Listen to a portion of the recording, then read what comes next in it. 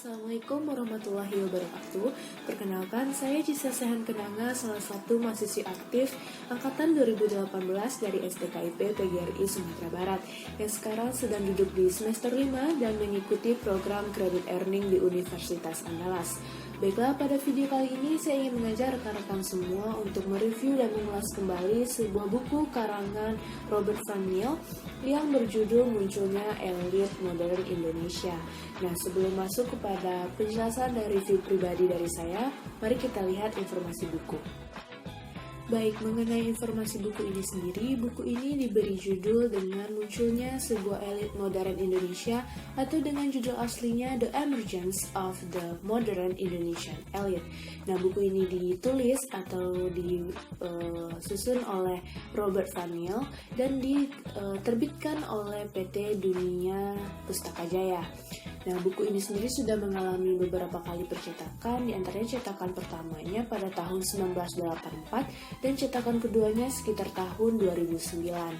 Nah, menurut saya, secara singkatnya, buku ini sudah pasti menjelaskan bagaimana kronologi terbentuknya sebuah elit modern di Indonesia dan apa itu elit modern di Indonesia.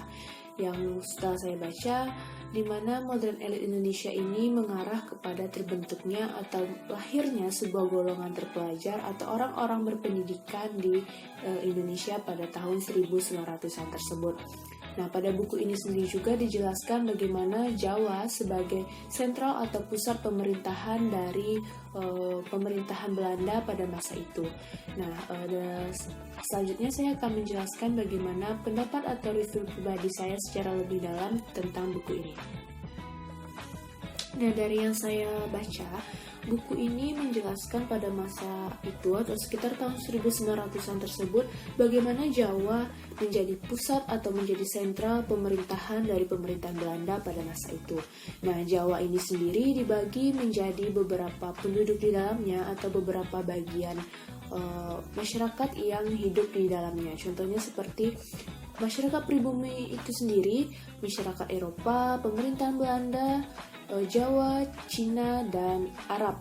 Nah, di mana mereka memiliki kedudukan dan status berbeda atau beberapa pengaruh yang berbeda pula, di mana ada pengaruh yang kuat dan pengaruh yang lemah.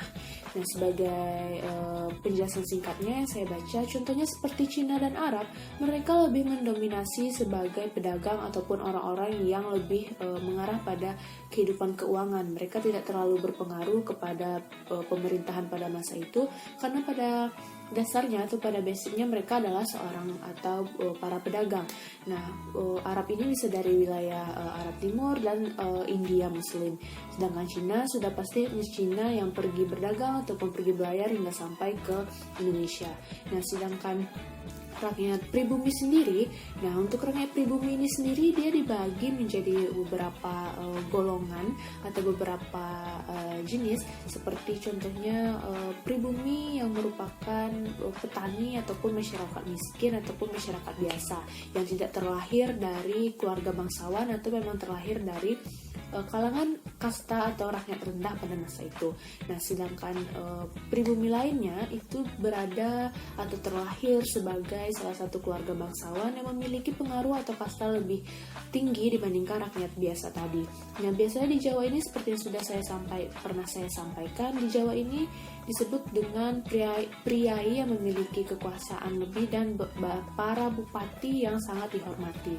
Nah, sedangkan dari Belanda ataupun masyarakat Eropa, mereka sudah pastinya memiliki kekuasaan yang penuh dan sangat berpengaruh di Jawa pada masa atau tahun 1900-an tersebut. Karena seperti yang kita ketahui, sudah lama Belanda menduduki atau menguasai Hindia Belanda yang sekarang kita sebut Indonesia ini. Nah, dari buku ini juga dibagi kepada beberapa kronologi, seperti contohnya buku ini menjelaskan dari sisi orang Eropa dengan sisi masyarakat pribumi. Nah, saya akan mulai kepada masyarakat Eropa terlebih dahulu. Oke, baik, dari sisi pemerintahan Belanda sendiri banyak yang terjadi seperti dijelaskan dalam buku ini. Saya sendiri tidak akan menjelaskan semua yang ada di dalam buku ini. karena akan memakan waktu, jadi saya akan memilih atau meringkasnya menurut perspektif saya pribadi setelah membaca buku ini. Dimana yang menarik perhatian saya adalah di buku ini dijelaskan sekali bahwa pada masa atau tahun 1900-an tersebut pemerintahan Belanda memiliki banyak sekali percabangan atau pola pikir yang berbeda dalam menjalankan pemerintahan. Dan tidak seperti yang dijelaskan pada umumnya, ternyata Belanda yang menjajah atau menguasai Jawa pada masa itu ataupun menguasai Hindia Belanda pada masa itu tidaklah berada semuanya pada satu jalur, melainkan mereka memiliki banyak perspektif juga atau memiliki banyak perbedaan pendapat. Contohnya seperti pada masa itu lahirnya atau munculnya banyak partai-partai di pemerintahan Belanda, di mana setiap partai ini dijelaskan pada buku yang memiliki perbedaan terhadap bagaimana caranya mengelola tanah jajahannya. Setiap partai memiliki menteri jajahannya sendiri atau pakar jajahannya sendiri. Setiap partai memiliki orang-orang yang mereka percayakan atau diberikan amanat untuk menguasai atau menjalankan negeri jajahan, sehingga banyak sekali partai-partai tersebut yang bertentangan tujuan dan selain tujuannya juga kepentingan di dalam partai tersebut. Dan salah satu contoh lainnya lagi lahirnya perbedaan pendapat atau perbedaan pikiran antara konservatif dengan liberal. Nah, seperti yang kita ketahui itu adalah dua haluan yang berbeda. Tidak dijelaskan bahwa Belanda berada dalam satu jalur selama memerintah di Indonesia ini. Nah, setelah partai-partai tadi memiliki banyak perbedaan dan segala macamnya, sistem tanam paksa yang pada itu dibentuk dan juga dihapus dan ditentang oleh beberapa kelompok karena menurut beberapa golongan sistem tanam paksa hanya membawa kerugian atau tidak membawa keuntungan. Karena terjadi banyak korupsi, banyak sekali pertentangan atau aturan-aturan yang tidak dijalankan sesuai aturan sistem tanam paksa, sehingga tahap per tahap pemerintahan Belanda ditentang dan dilaksanakan pemerintahan baru seperti salah satunya pemerintahan liberal, di mana pada masa itu di Jawa diperbolehkan para pihak swasta memasuki Jawa dan melakukan perdagangan bebas agar tujuannya tidak membuat ekonomi Belanda anjlok pada masa itu. Namun secara lambat laun, waktu ke waktu pemerintah swasta atau pihak swasta ini menyebabkan ingin mendominasi keuangan ataupun ingin memberikan pengaruh lebih, sehingga pada masa itu juga diganti hingga pada akhirnya pemerintah ini memutuskan atau membentuk sebuah politik etis, di mana politik etis ini seingat saya muncul karena banyaknya pertentangan atau banyaknya kontra terhadap perlakuan Belanda ke masyarakat pribumi. Nah, secara umumnya digambarkan bahwasanya sistem tanam paksa atau sistem-sistem sebelumnya membuat masyarakat pribumi berada dalam kesengsaraan, berada dalam hal yang sangat buruk, sehingga ada beberapa golongan atau beberapa partai juga yang menentang hal tersebut dan berbicara bahwasanya negeri jajahan harus dibalas budinya atau harus dikembalikan lagi sebagaimana yang telah mereka berikan atau yang telah tanah jajahan berikan kepada wilayah induk seperti Belanda. Nah, namun ada beberapa golongan juga yang menentang misalnya tanah jajahan itu bisa dipakai sepenuhnya oleh wilayah induk tanpa mempedulikan apa yang terjadi di wilayah jajahan, sehingga yang menarik buat saya adalah pada masa itu Belanda sendiri ternyata banyak pro dan kontra di dalam pemerintahannya. Nah, kenapa tadi saya bilang politik etis ini atau lahirnya elit Indonesia ini mengarah pada munculnya golongan terpelajar? Nah, tadi saya sudah membahas tentang balas budi. Nah, balas budi ini sendiri salah satunya adalah menciptakan sistem pendidikan atau memberikan layanan pendidikan kepada masyarakat pribumi. Nah, pada awalnya Layanan pendidikan ini sendiri diciptakan atau diberikan untuk hanya kalangan bangsawan saja atau anak-anak yang lahir dari keluarga yang memiliki pengaruh seperti anak-anak bangsawan dan anak-anak Indo-Eropa yang memiliki kedudukan di atas masyarakat pribumi biasa. Namun ada beberapa golongan dari masyarakat lokal yang menuntut eksistensi terhadap itu dan menuntut sekolah atau pendidikan disamaratakan untuk masyarakat biasa juga. Nah, hal ini setelah masyarakat Indonesia menikmati atau merasakan bagaimana pendidikan dan bersekolah hingga lahirlah golongan terpelajar.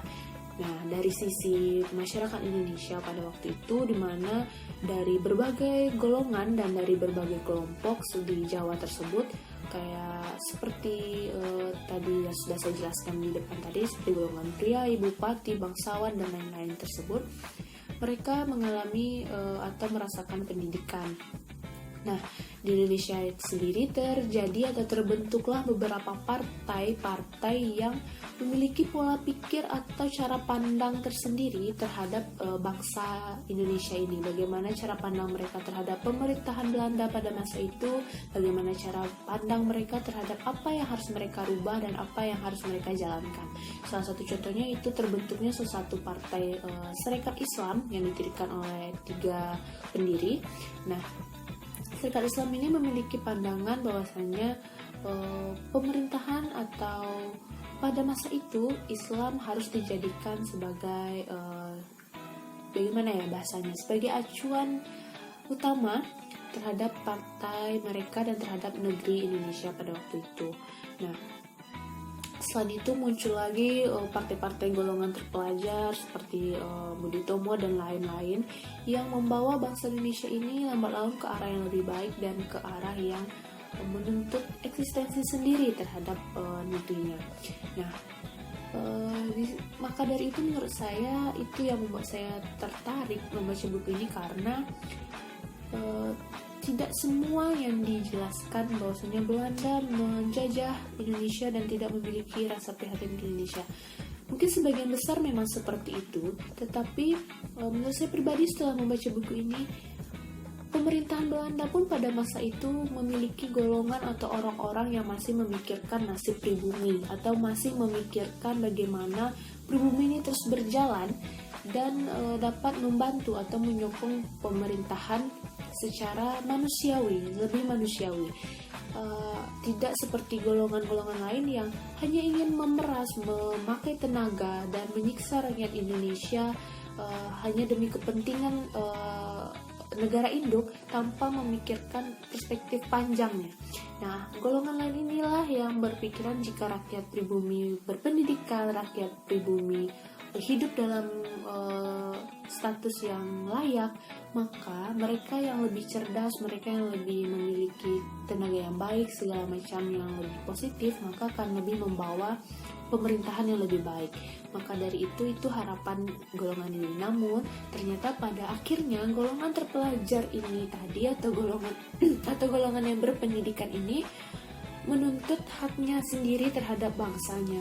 Mereka sadar apa yang harus mereka lakukan dan mereka memiliki pemikiran sendiri terhadap bangsa Indonesia. Menurut saya itu bagian yang menarik dalam buku ini, dan kesimpulan saya atau menurut saya kekurangan di dalam buku ini hanya ada beberapa kata yang mungkin salah cetak sehingga membuat bingung. Dan selebihnya buku ini dikemas dalam bentuk pola pikir yang baik, dalam bentuk perspektif yang baik dan sangat jelas. Mungkin hanya itu pendapat dari saya. Lebih dan kurangnya apabila ada kesalahan kata, saya mohon maaf. Saya akhiri dengan Assalamualaikum warahmatullahi wabarakatuh.